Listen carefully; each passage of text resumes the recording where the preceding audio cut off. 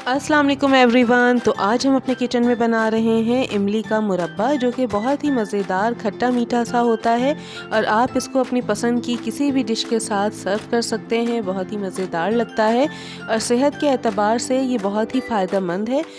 तो आइए शुरू करते हैं इमली के मुरब्बे की रेसिपी। मेरी हर आने वाली न्यू वीडियो को देखने के लिए मेरे चैनल को सब्सक्राइब करें और बेल आइकन को प्रेस कर दें।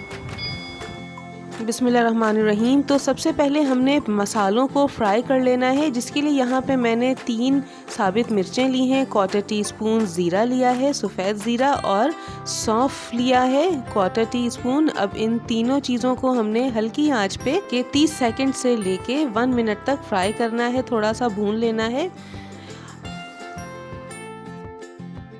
और जब ये तीनों चीज़ें अच्छी सी खुशबू आने लगे, भुन जाएं, तो हम इसको पीस लेंगे। तो ये देखें, यहाँ पे हमने मसाला पीस लिया है। अब इसको रखते हैं हम साइड पे और अब हम शीरे की तरफ चलते हैं। तो शीरा हमने बनाना है गुड़ के साथ, जिसके लिए यहाँ पे मैंने पानी लिया है आधा कप और साथ ही मैंने डाला है गुड़। कि जितनी इमली आपने लेनी है उतना गुड़ आपने लेना है। आप गुड़ को थोड़ा सा बढ़ा भी सकते हैं।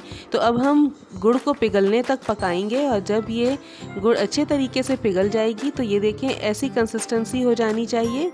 तो अब हम इस शीरे को रखते हैं साइड में और यहाँ पे मैंने तेल लिया है, सरसों का तेल, जो कि तकरीबन 1 खाने का चम्मच है।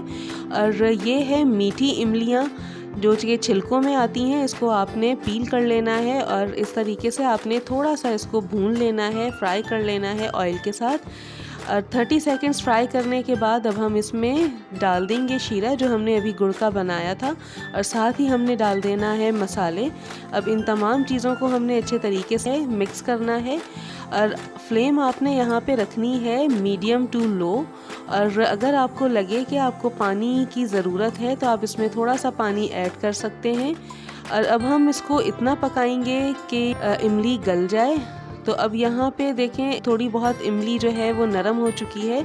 तो अब यहाँ पे हमने चुटकी भर नमक डाल दिया है।